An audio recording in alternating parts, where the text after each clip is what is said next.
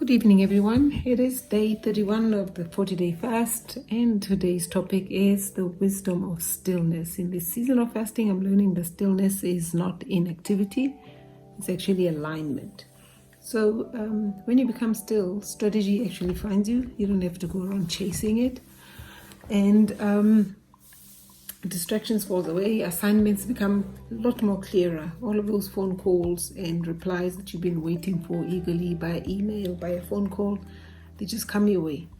And opportunities just come knocking on your door, whether you like it or not. So I reflect today on how discipline has really produced fruit in my body, clarity in spirit, and expectation in my finances.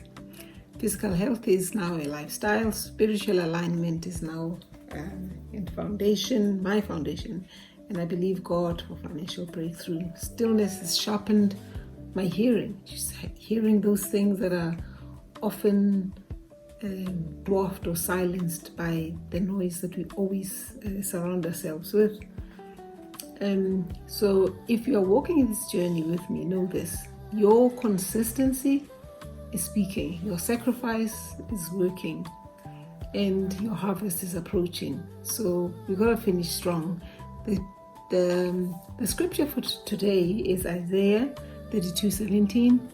The fruit of righteousness will be peace. Its effect will be quietness and confidence forever. This is Isaiah 32:17.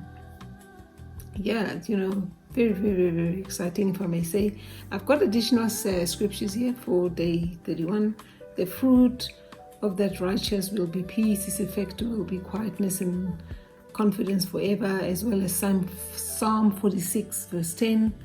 Be still and know that I am God. Oh my word.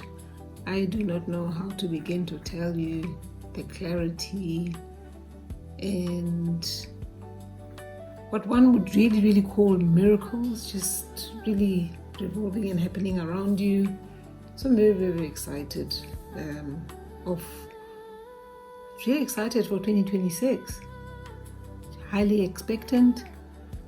And as one approaches, I think the end of the 10 days, it's almost, I feel like that sprint. Time is just moving so fast.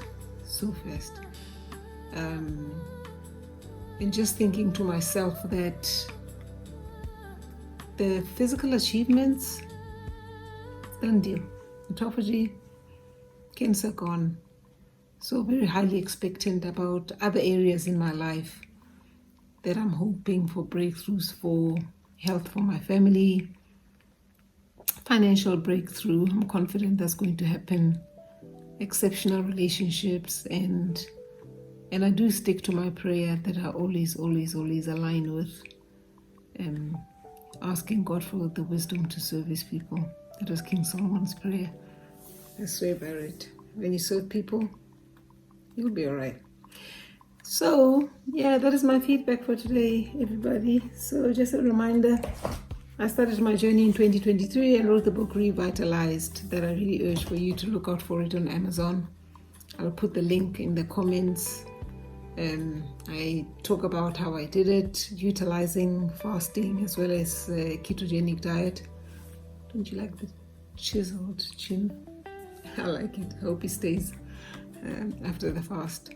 So if you are looking to do this fasting journey, speak to your health practitioner. I think it's a bloody good idea. I started slow and continue to progress. And what I mean by slow, what I do right now is not after this long fast. On a daily basis, my eating window is between 6 and 8 hours. And then once a month, I do a 72-hour water fast. And then obviously once a year, between 21 and 40-day water fast.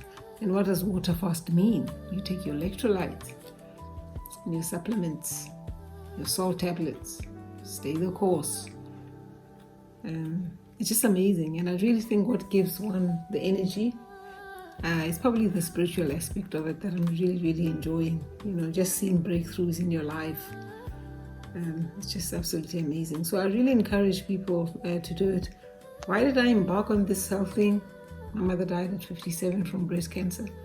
I just believe that a lot of these diseases are really, really metabolic, and what we consume, not only just orally, what we hear, what we see, has such an impact in terms of the outcomes of our physiology, be it stress, be it insulin resistance, be it whatever. So our consumption in every way really, really, really, really matters. So don't only just focus on what you eat from a food perspective. Yes, we do not encourage ultra-processed foods. It just causes inflammation and everything that is just wrong. But also, what do we consume? Who do we surround yourself with? What do we listen to? What do we see? So curate your exposure. I can't stress how important that is. You have to curate it. Don't listen to every horrible thing that you hear. And I think your measure is really, really, really about whatever it is that you do, that you hear, does it really bring life? Does it add life, or does it destroy your life? And so that's what you must really, really focus on. So I do stress, I highly, highly stress that you observe what you really, really consume. So if you're enjoying the feedback and the contents, guys, do like and subscribe. It's really, really, really just encourages me, just to continue. Like I said, a few more days left. Very, very, very excited, as one is nearing the end. Yeah, I think that is my feedback for today, guys. Just remember, you're maintaining a very good gut health is life. So keep it clean and stay happy. See you tomorrow.